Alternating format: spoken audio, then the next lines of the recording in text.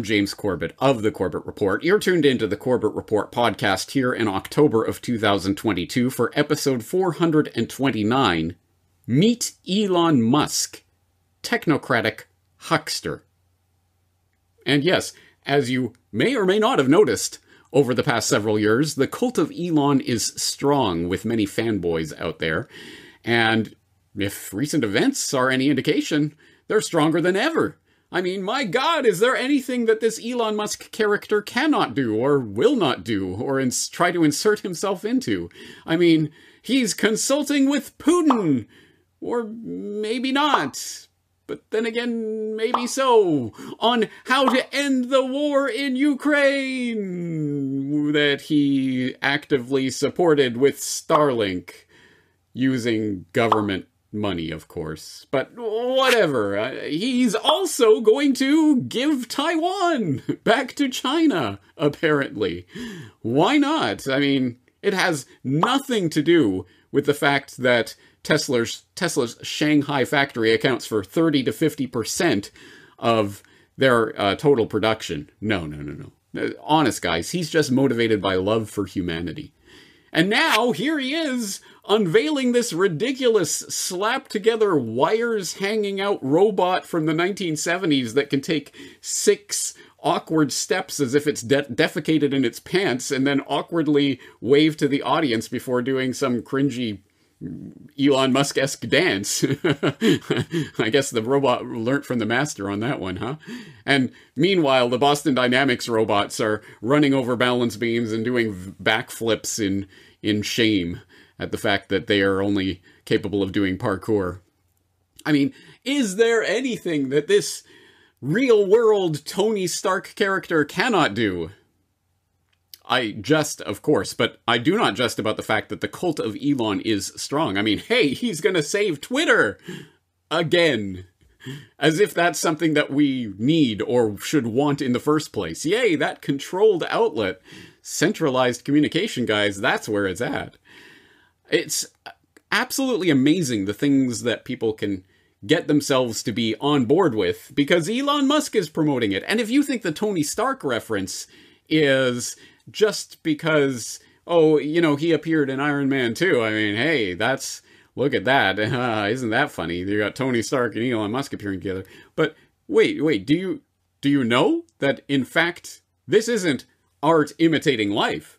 This is life imitating art imitating life that was imitating art. Because, yeah, no, did you know Robert Downey Jr., one of his original templates for the Tony Stark character was, of course, Elon Musk. As he prepared to begin filming Iron Man in early 2007, the director Jon Favreau rented out a complex in Los Angeles that once belonged to Hughes Aircraft, the aerospace and defense contractor started about 80 years earlier by Howard Hughes. The facility had a series of interlocking hangars and served as a production office for the movie. It also supplied Robert Downey Jr., who was to play Iron Man, and his human creator Tony Stark, with a splash of inspiration. Downey heard some rumblings about a Hughes-like figure named Elon Musk, who had constructed his own modern-day industrial complex about 10 miles away. Instead of visualizing how life might have been for Hughes, Downey could perhaps get a taste of the real thing. He set off in March 2007 for SpaceX's headquarters in El Segundo and wound up receiving a personal tour from Musk. "My mind is not easily blown, but this place and this guy were amazing," Downey said. When he returned to the Iron Man production office, Downey asked that Favreau be sure to place a Tesla Roadster in Tony Stark's workshop. On a superficial level, this would symbolize that Stark was so cool and connected that he could get a Roadster before it even went on sale. On a deeper level, the car was to be placed as the nearest object to Stark's desk so that it formed something of a bond between the actor, the character, and Musk. "After meeting Elon and making him real to me, I felt like having his presence in the workshop," Downey said. They became contemporaries. Elon was someone Tony probably hung out with and partied with, or more likely, they went on some weird jungle trek together to drink concoctions with the shamans. After Iron Man came out, Favreau began talking up Musk's role as the inspiration for Downey's interpretation of Tony Stark. It was a stretch on many levels. Musk is not exactly the type of guy who downs scotch in the back of a Humvee while part of a military convoy in Afghanistan. But the press lapped up the comparison, and Musk started to become more of a public figure. People who sort of knew him as that PayPal guy began to think of him as the rich, eccentric businessman behind SpaceX and Tesla. Yes, Earth to Elon Musk fanboys. No, your desire to see Elon Musk as this cool, jet-setting, billionaire, tech guru guy who's going to save us and bring us this cool future, just like Tony Stark, is not some original idea that just spontaneously appeared in your mind and you noticed the parallels and then they picked up on that and, hey, we'll put Elon Musk in part 2, right? No. This was, from the beginning, part of a media creation, a creation of a character for the public, and here's the template for him. It wasn't art imitating life. It was life imitating art, or more accurately, imitating propaganda that was being constructed. And why was Hollywood so eager to be on board with Elon Musk?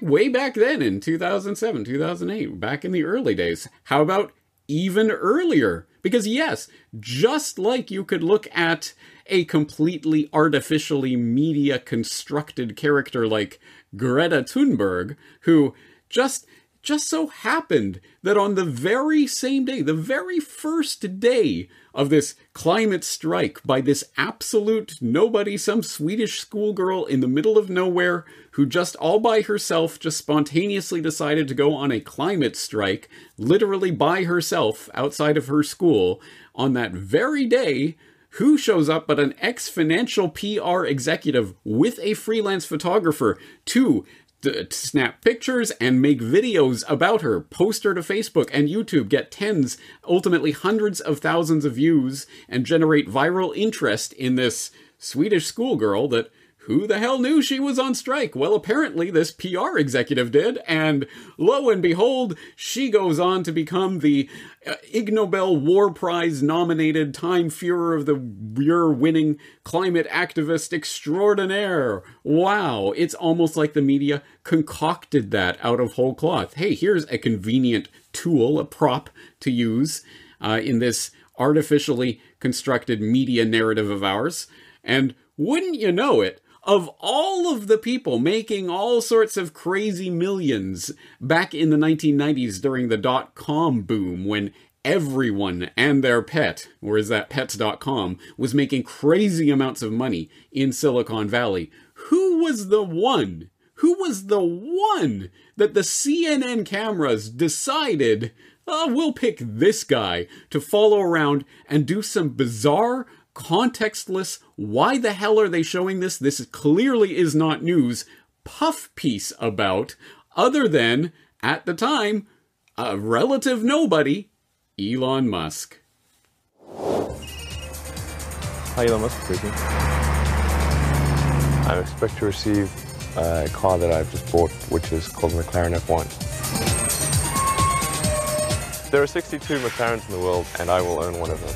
It's $1 million for a car. It's decadent. Back in '95, there weren't very many people on the internet, and certainly nobody was making any money at all. Most people thought the internet was going to be a fad. Wow, I can't believe it's actually here. It's pretty wild, man. This is definitely very cool. I like it a lot. Congratulations. Just 3 years ago, I was showering at the Y and sleeping on the office floor. And now, obviously I've got a $1 million car and quite a few creature comforts. It's just a moment in my life. All clear. My values may have changed, but I'm not consciously aware of my values having changed. My fear is that we become spoiled brats. That we lose a sense of appreciation and perspective. It's the perfect car for Silicon Valley, it really is. There it is, gentlemen, the fastest car in the world.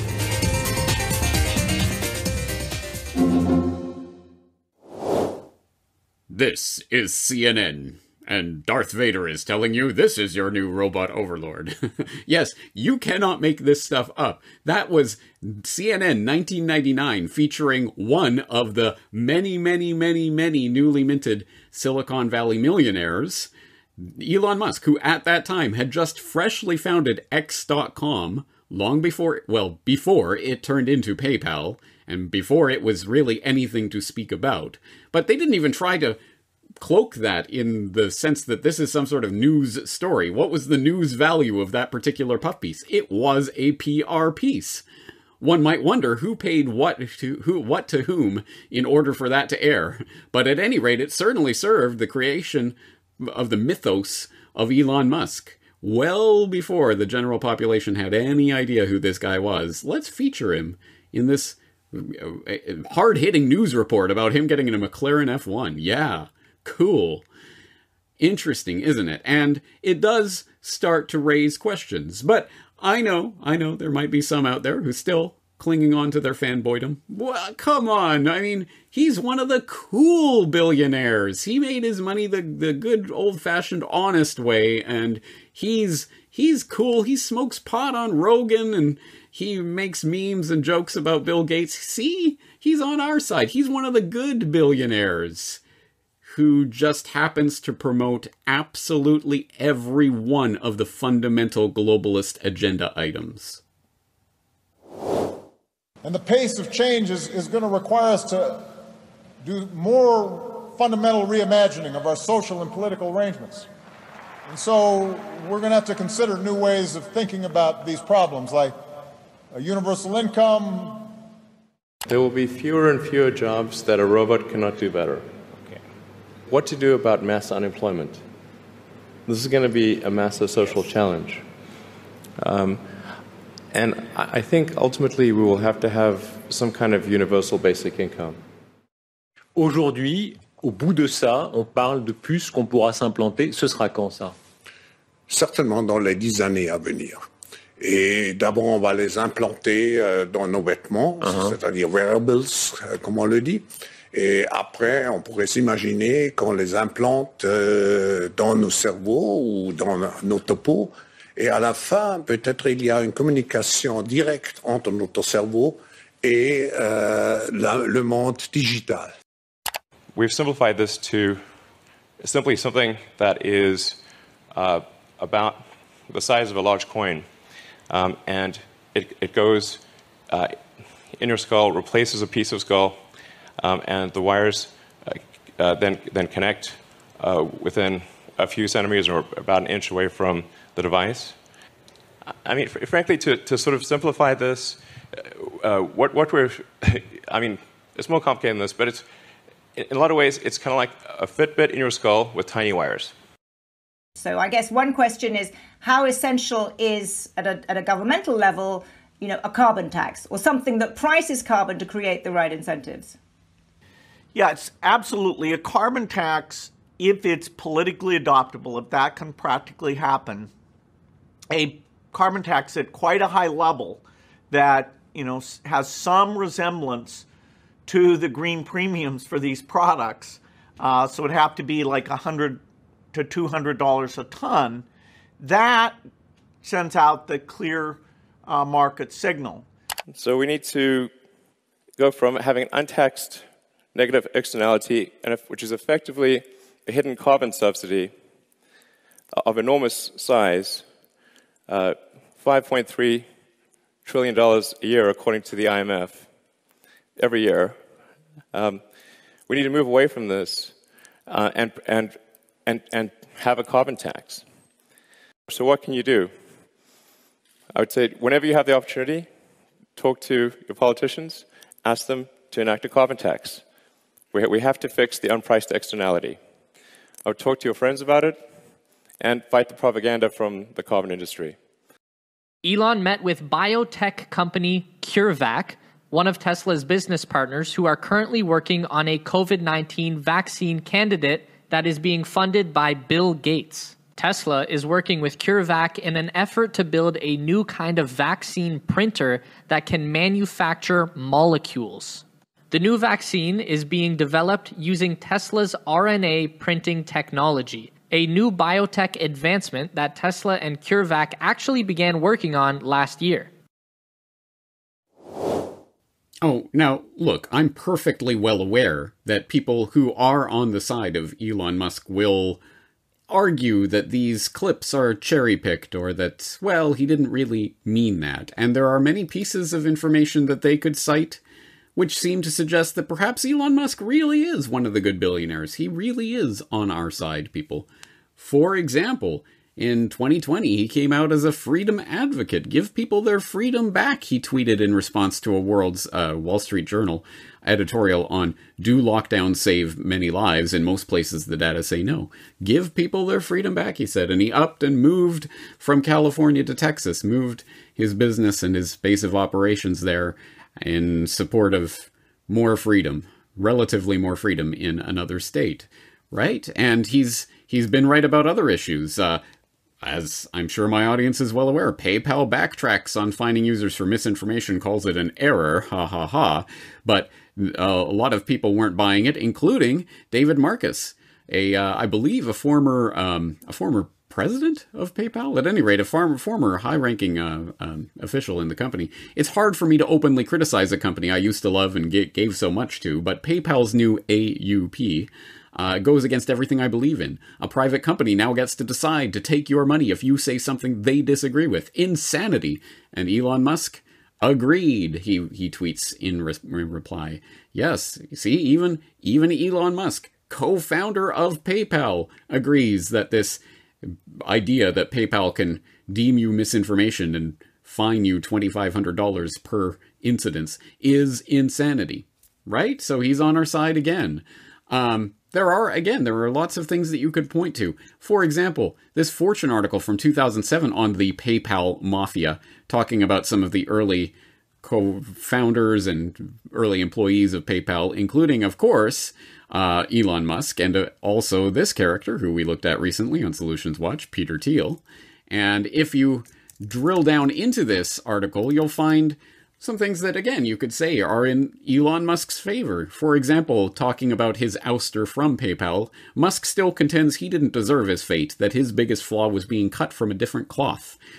Peter, Max, and I are not directly aligned philosophically, he said. Peter Thiel, Max Levchin, and I. Peter's philosophy is pretty odd. It's not normal. He's a contrarian from an investing standpoint and thinks a lot about the singularity.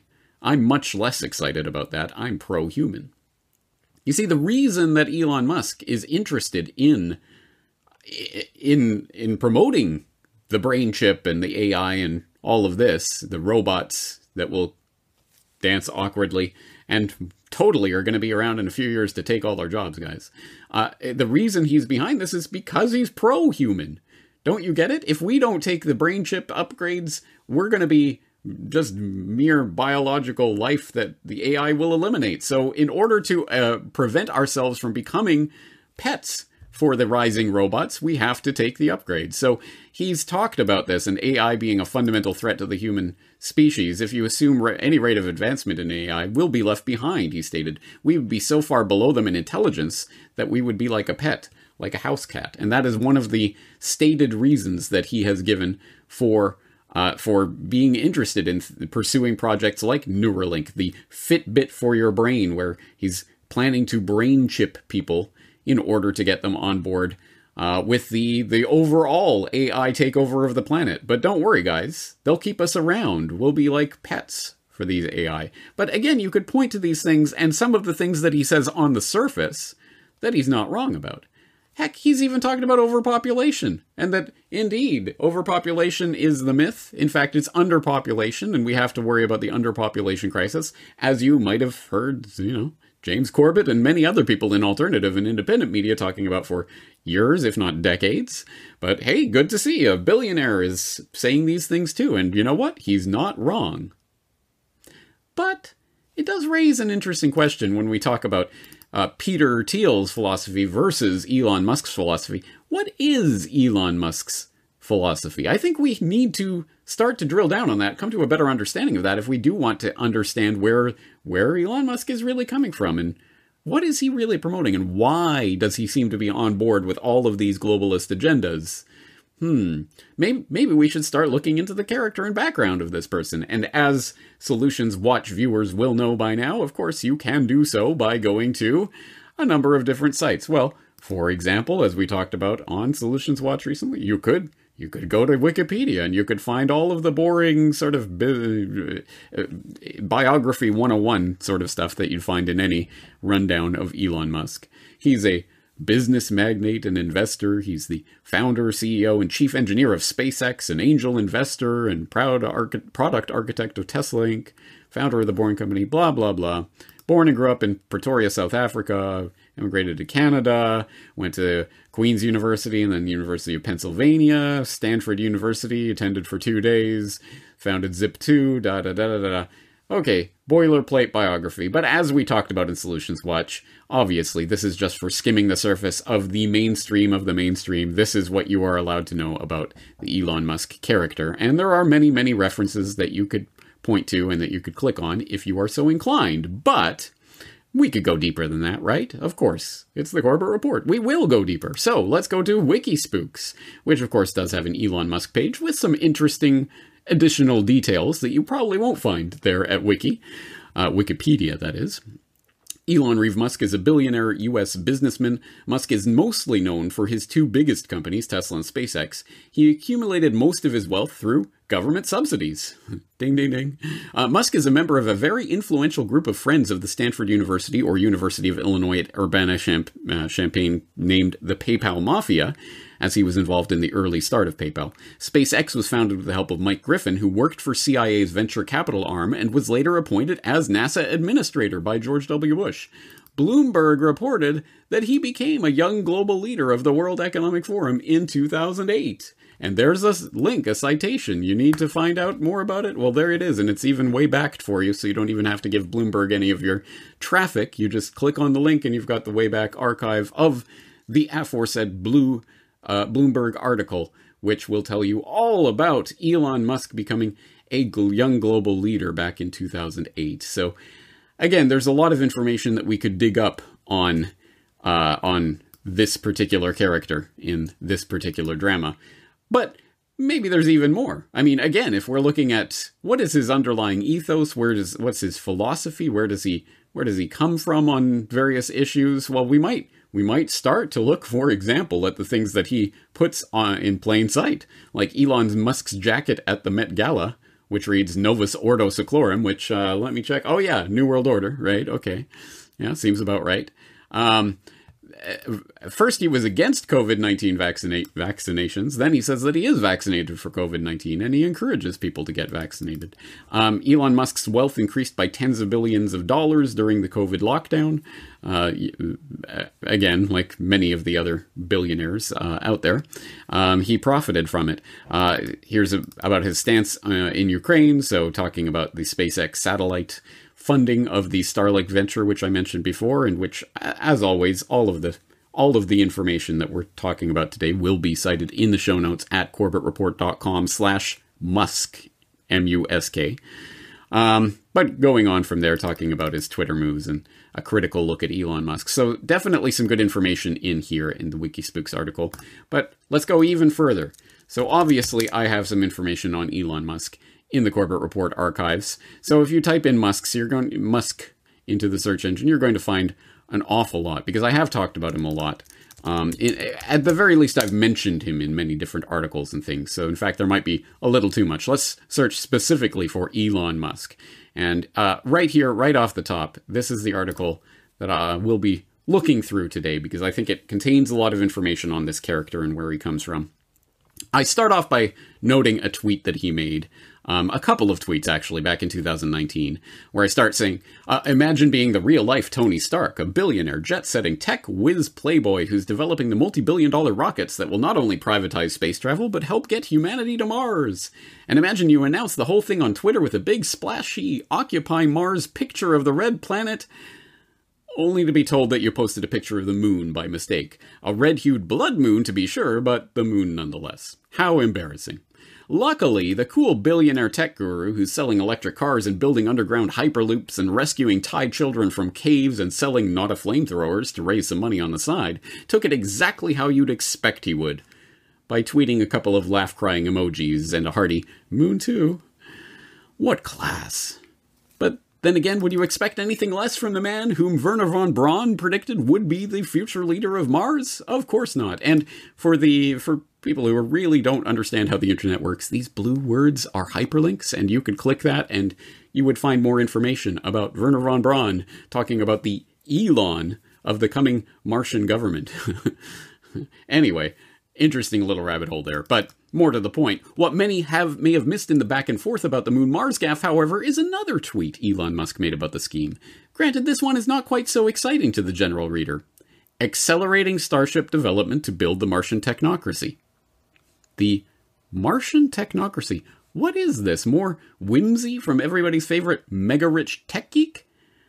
Sadly, no. In fact, what Musk's supporters might not know is that he has a very real family connection to the actual historical Technocracy Inc. movement/political party, which might help explain Musk's outlook, his rise to prominence, and some of his wackier, not to mention creepier, ideas on the eventual merging of humans and machines. So getting down into the meat and potatoes of the article, as it were, for the 3 or 4 people out there who've never heard of Elon Musk before, the bullet points. Born in Pretoria, South Africa in 1971 to Errol and May Musk, née Haldeman. A computer whiz kid who taught himself programming at the age of 10, moved to Canada in 89 and the US in 92 to study economics and physics at the University of Pennsylvania, went to Stanford to earn a PhD in energy physics but dropped out after 2 days, started Zip2, a software company at the dawn of the dot-com boom in 95, and sold it to Compaq in 99, personally pocketing $22 million on the deal, at which time the CNN cameras show up at his door to watch the delivery of his McLaren. This guy's going places. That's where the story becomes familiar. As I elaborated in my article on the Brain Chip Cometh 2 years ago, and there's the link to the Brain Chip Cometh article, please do read through that. It contains more information, but here's just some of that information. Having made his first $22 million with the sale of a Zip2 web software company in February 99, Musk launched X.com, one of the first online financial service companies, the following month.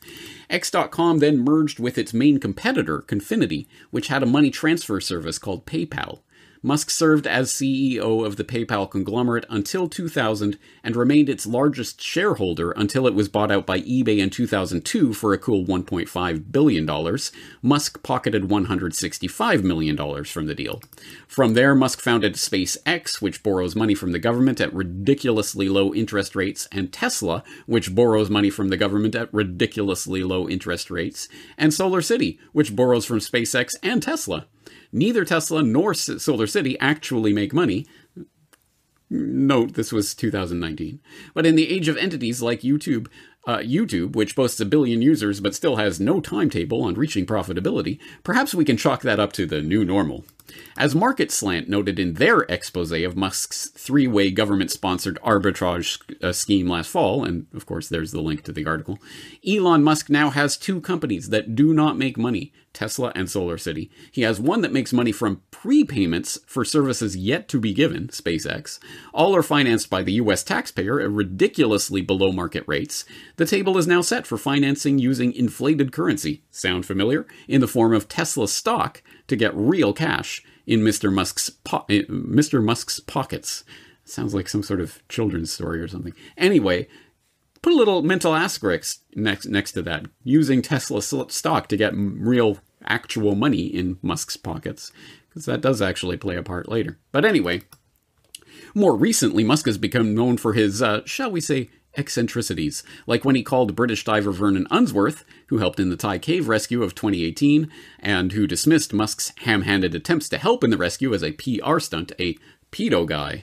Or when he falsely tweeted that he was taking Tesla private and had funding secured, or when he started selling flamethrowers to fund one of his business ventures but renamed it Not a Flamethrower to help ensure it would sail through customs without being confiscated.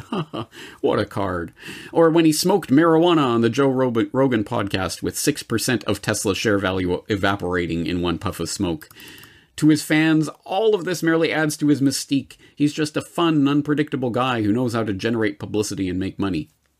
However, as even his fans are forced to admit, this does mean he oversells and underdelivers on every project he ever announces. Update from 2022, how about that super cool Tesla robot, guys? It's the way of the future, I tell you, if you're living in the 70s. Production of actual working Teslas is consistently short of expectations, and whistleblowers have revealed that the production process itself is a hot mess.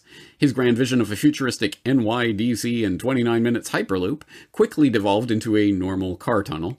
His private space exploration company is the recipient of billions of dollars of taxpayer money. His tiny contribution to Tesla's $2.8 billion capital raise this year, which came after Musk's insistence that Tesla would not be raising any more capital, shows that he's either not confident in his own product or too far in debt to make a significant investment.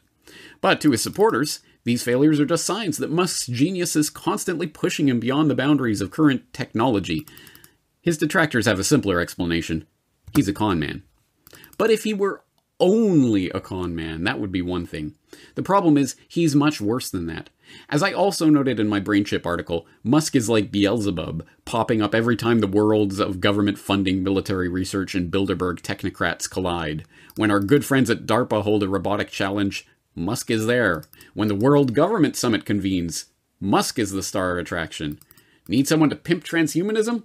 Musk is only too happy to explain the potential dangers of AI and to present his solution. We must merge with the machines so that we're not irrelevant when the robots take over. And, oh yeah, he happens to have a company that's working on the first neural lace mind-machine merger technology. Yes, wherever the globalist fat cats meet to discuss technocratic ideas for the future, it's a safe bet that Musk will be within spitting distance. But the part of this story you may not know is that Musk's technocratic proclivity is not just a happenstance of character. It's in his genes. You see, Elon Musk is the grandson of Joshua Haldeman. Never heard of Joshua Haldeman? He may not be remembered today, but he was a notable figure in his day. An American by birth, Haldeman moved to southwest Saskatchewan in 1996 at the age of 4.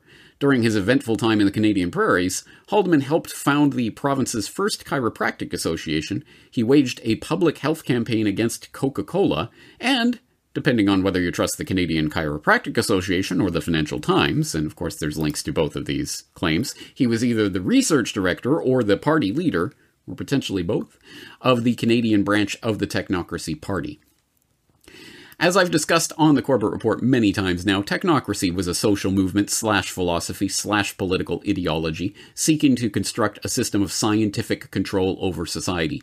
In the technocrats' vision, which gained widespread traction with the public in America and Canada in the 1930s, the world would be divided into regional units called technates, which would be run by technocrats, scientists, engineers, economists, and others with specialized knowledge of specific technical fields. According to this ideology, economic and thus societal and even geopolitical turmoil could be eliminated if the technocrats were given control of the economy and all its aspects, from manufacturing to retailing to the currency itself. And then I go on to talk about why big oil conquered the world, and of course the founding of technocracy, people like Howard Scott, and the original technocratic idea. Before I go on to conclude, the Canadian branch of the Technocratic Party, meanwhile, gained enough attention to be banned in Canada, where it was feared this subversive organization of revolutionaries were conspiring to overthrow the government. This caused the disillusioned Haldeman to give up on Canada altogether. He packed up his things and moved his family to South Africa, which is where his grandson, Elon Musk, was born. This connection is not just tangential, it tells us something about Musk's roots and his vision, and it tells us that he says he is preparing to build the Martian technocracy. When he says he is preparing to build the Martian technocracy, he is not using that word in a careless way. He knows exactly what it means. As the Financial Times notes, maybe technocracy will finally have its day, appropriately enough, on Mars. Let's hope not. But first, we have to convince Musk's supporters why the creation of a technocracy is a bad idea. Well, good thing there's a handy-dandy documentary on this very subject that you can show them for free, and there's a link to Big Oil. So there you go. I think there are some pretty important points in here, and as always, as with all my work, many, many, many links to the actual sources of information here that I would highly encourage you to follow to find out more. And if you want even more, you could refer back to that book that we listened to, that clip about Robert Downey Jr. and Tony Stark earlier, by Ashley Vance, Elon Musk. It was a 2015 biography that is quite fawning in a lot of ways, and certainly toes the line in a number of ways, but does give you more insight into that family background, Haldeman, how Elon Musk venerated and in some ways tried to model himself after his grandfather, who I believe died either when Elon was very young or perhaps shortly before or after he was born, but he loomed large in the family mythos. They talked about Joshua Haldeman a lot, and his exploits and adventures moving the family around. So I think this is not some sort of tangential grasping at straws connection. No, literally, Elon Musk is part of a family that was literally part of the actual card-carrying, not just a member, but the leader of a technocracy party in Canada. That's a pretty big thing, don't you think? I think that is. And so when he says, all hail the Martian technocracy, we're advancing towards Martian technocracy, he knows exactly what he is saying there, and he knows the historical implications of that. So again, we can point to the nice things that he has said or done in the past. Elon Musk says civilization will crumble if we don't have more kids. Well, again, that's a point that I have expressed before. But one always has to wonder with Elon Musk what side his bread is really buttered on and why he is saying the things that he is saying. So, for example, let's just bore down on one of his crazier ideas, not just the Hyperloop, but the boring company.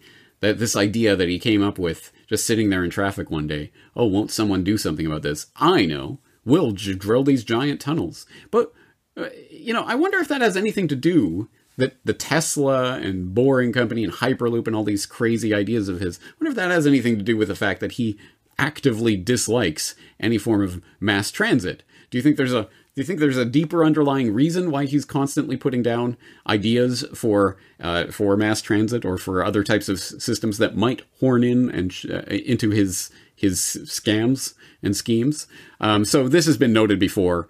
Elon Musk reveals his awkward dislike of mass transit, all of which casts a curious light on the fact that last week Musk revealed he's no great fan of mass transit. The whole sharing space with other humans thing, it's kind of icky. There's this premise that good things must be somehow painful, he said on stage at a Tesla event on the sidelines of the Neural Information Processing Systems Conference in Long Beach, California. Maybe that might be a topic of greater scrutiny, that would bear some greater scrutiny. In response to an audience question about his take on public transit and urban sprawl, I think public transport is painful. It sucks. Why do you want to get on something with a lot of other people?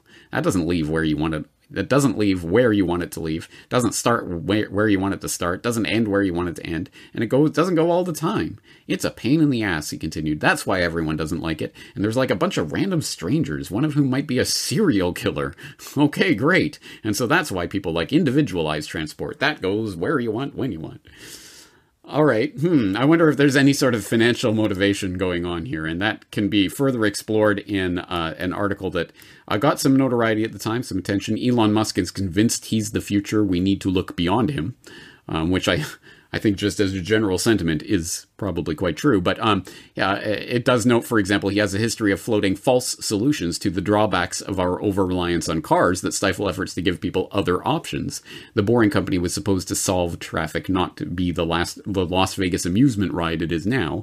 As I've written in my book, Musk admitted to his biographer Ashley Vance that Hyperloop was all about trying to get legislators to cancel plans for high-speed rail in California, even though he had no plans to build it. So it's particularly ironic that sometimes Musk is compared to Henry Ford, who, of course, as we all know, he was this revolutionary businessman who had these crazy new ideas for making use of new technological developments to revolutionize manufacturing and production, specifically in the automotive industry. So obviously there's a lot of Musk-Ford parallels that are drawn.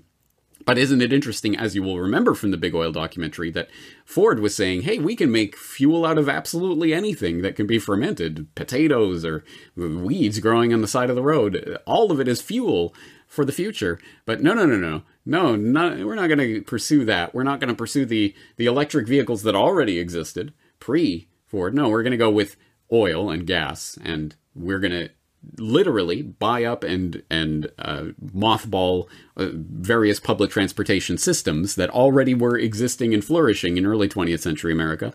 And I go through that history in the Big Oil documentary, and I talk about the creation of the highway system and the scandal and scam that was. And here is the Henry Ford of our time, right? Trying to scrap things like high-speed rail and potential actual advancements in actual real physical infrastructure, which would at least be something, because obviously it cuts into his bottom line as a car huckster.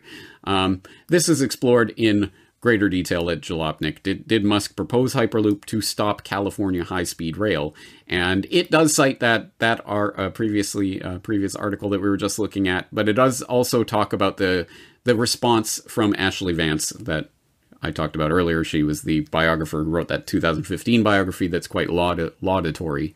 And ultimately, to Vance, who has spent more time with Elon Musk than most people who aren't employed at Tesla or SpaceX, Hyperloop was a wild-eyed thought experiment that Musk put out in the world that a handful of startups latched onto. Half the physicists that looked at the white paper were like, "This is just laughable," he told me. He kind of just threw this idea over the wall and was like, "You guys go make of it what you will." Is it on him, or is it on some of these public officials for taking it seriously? If I'm a public official and you tell me you've got a better, faster, cheaper option for high-speed rail, I'm inclined to believe you, I replied. Is the culpability with the person selling the idea or the person buying it? Elon was never really selling the Hyperloop after the announcement, Vance said. The tunnel stuff, I think, is much more questionable. I still don't understand how the Boring Company digs tunnels faster or better than anybody else. Unlike SpaceX, Tesla, it's not clear to me that there's any major innovation in the tunneling. I just don't understand what the breakthrough is on that one. Well, join the club. Again, what on earth was the point of that? Other than, of course, to misdirect the public and get them involved in yet another years-long swindle that eventuates in nothing, but certainly, ka-ching, ka-ching, watch the government dollars flowing into projects like these. So, it's a great grift if you can manage it, but there's a problem with this type of grift, is that, yes, Elon Musk, go look it up, he's the richest man in the world. According to the richest man in the world lists that you can find in various places, believe them as far as you can throw them, because they do not list the generational wealth of the Rothschilds and the Royals and other families whose names we do not know, because they do not want to be known.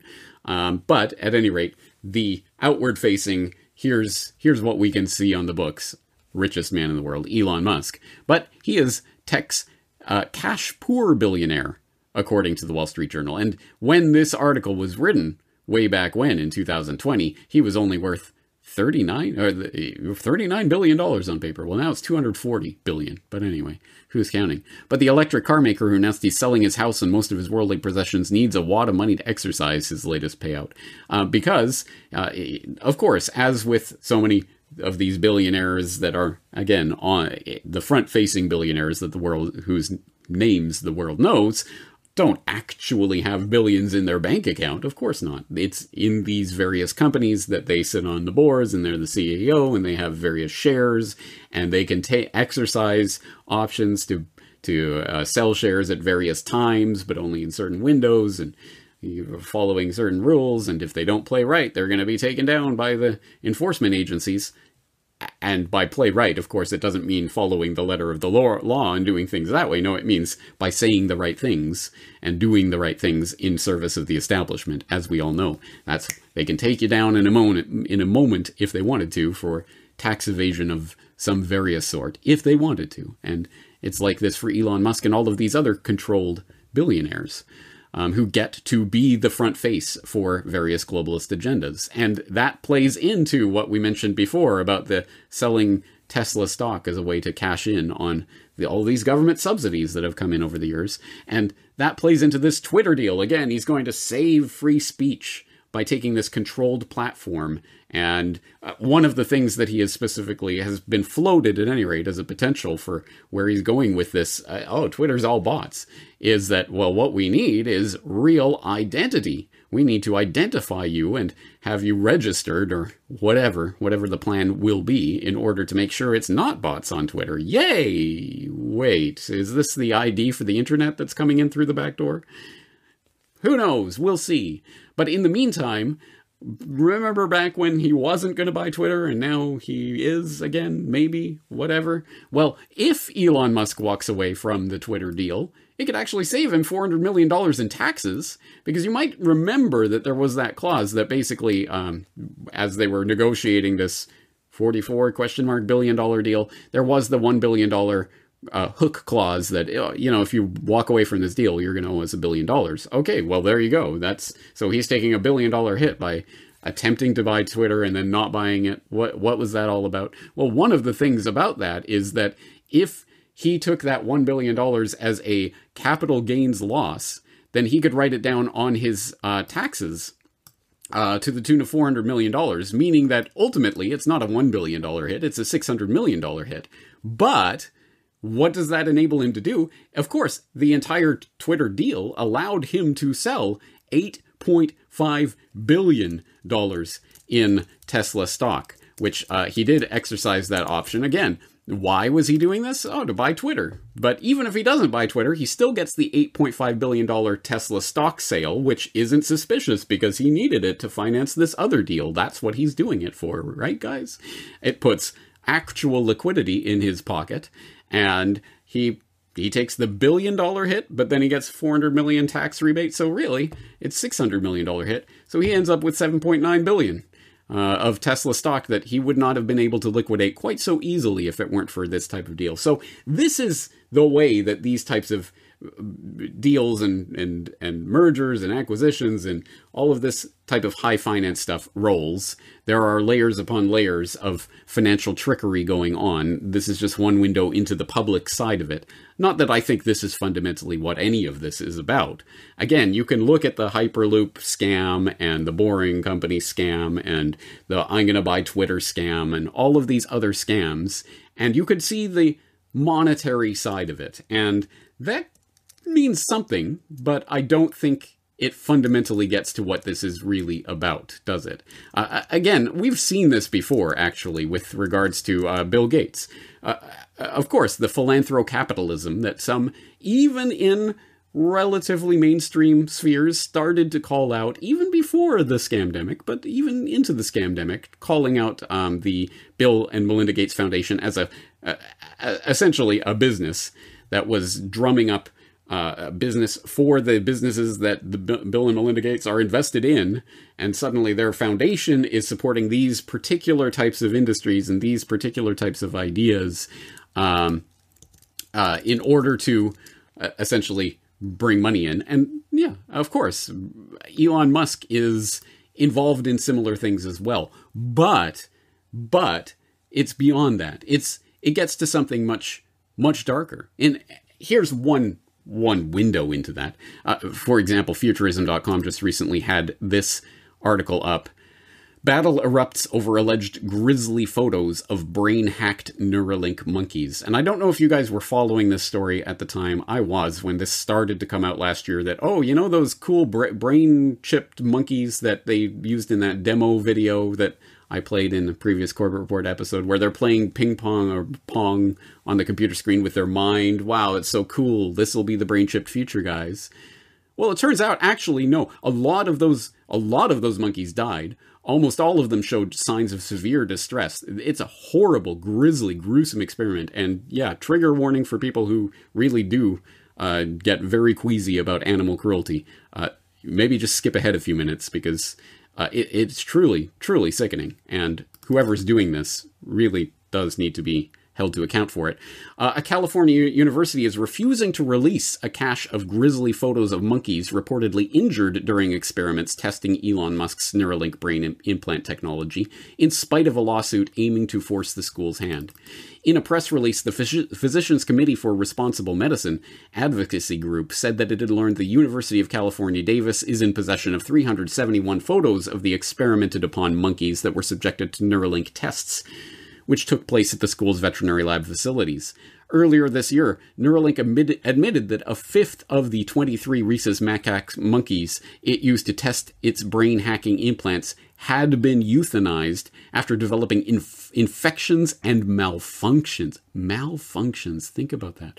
Bolstering PCRM's credibility. That admission came in the wake of its complaint, a complaint it filed against Neuralink. Now, PCRM says it learned that UC Davis is in possession of the hundreds of photos depicting, among other things, necropsies of animals killed in the experiments after filing a lawsuit against the school in February over its shielding of the photos, which the university argues are proprietary. It's our property, guys. You can't see it. UC Davis thinks the public is too stupid to know what they're looking at, but it's clear the university is simply trying to hide from taxpayers the fact that it partnered with Elon Musk to conduct experiments in which animals suffered and died. And I'll throw in a link to other articles about this that go into more detail. Absolutely. There's significant animal cruelty that's going on here. But even beyond that, I think, again, it goes deeper because, again, what is the ultimate end goal of this? It is not to get an army of brain-chipped monkeys. It is to get to an army of brain-chipped humans. They're going to start to try to normalize this in humans. Come hell or high water, they are continuing along with this. And Elon Musk is there being the cool billionaire public face for this agenda. And, some people might die, infections, malfunctions, it's, if you want to make some AI, you got to break some eggs, right? And that's what's going to happen.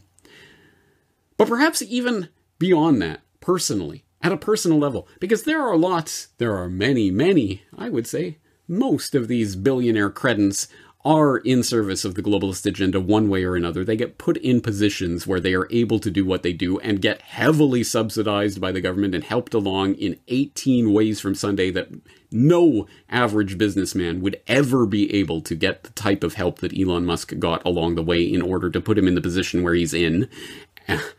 But, of course, why? Why is all of this support coming from him? Because this is the convenient front for a much deeper and darker agenda. And I find very few people actually starting to call that out and really identifying what that agenda is. But there are some out there. For example, as I hope Corbett Report listeners are aware, Jason Burmis has been doing some very important deep dives on Elon Musk and Starlink and SpaceX and the military connections there, as well as ultimately the transhuman narrative that is driving all of this towards the transhuman nightmare. Because although he's warning about it on one hand, he's also telling us to take the brain chips so that we can be better pets for the coming AI, I guess. Don't think about it, guys. We're living in a simulation. Technology will save you. It's always just around the corner. Here's a robot that's going to dance like this for a little while, and you guys will love it. But as I say, there are many billionaires who are similarly oriented and are doing this, promoting this transhumanist agenda and other aspects of the globalist agenda, and are being helped along in order to do so. What I think I find particularly galling about Elon Musk is that I understand where a lot of his fanboys are coming from. Why people are excited about him. Finally, here's someone on the public stage who has these big, grand ideas and is tapping into what I think is one of the most fundamental impulses of the human species.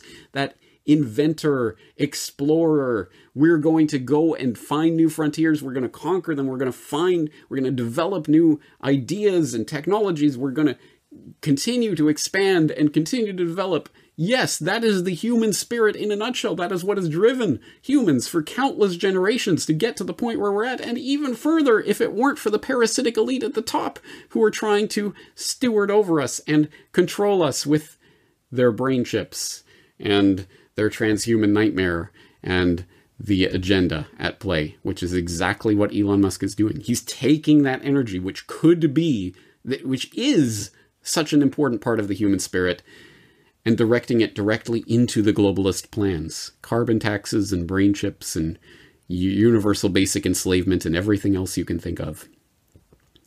That, to me, is what is particularly galling about the Elon Musk huckster.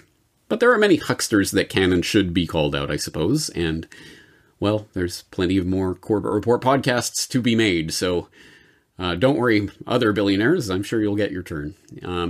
Having said that, as I say, there's a lot of information that we've gone through today, so in order to process that information and come to a better understanding of it, I will, as always, exhort you to go to the actual documents that I am citing and to explore them for yourself. Maybe you'll come to a completely different understanding of Elon Musk than I do. Great, fine, but just start exploring. And one place to start that exploration would be corbettreport.com/Musk, M-U-S-K, and type that into your browser and you will go directly to this podcast where you can find the show notes with all of the documents cited in today's episode. And you will also find the comments, of course, where Corbett Report members are invited to log in and to leave more crumbs on this cookie crumb trail. That momentarily escaped my mind for a second. Of finding out more information and seeing what rabbit holes this leads down. I'm sure there is plenty more that can and should be said, but this is a good start, isn't it? Having said that, I think we're going to leave this exploration here for today. I am your host, James Corbett of CorbettReport.com, and I'm looking forward to talking to you again in the very near future.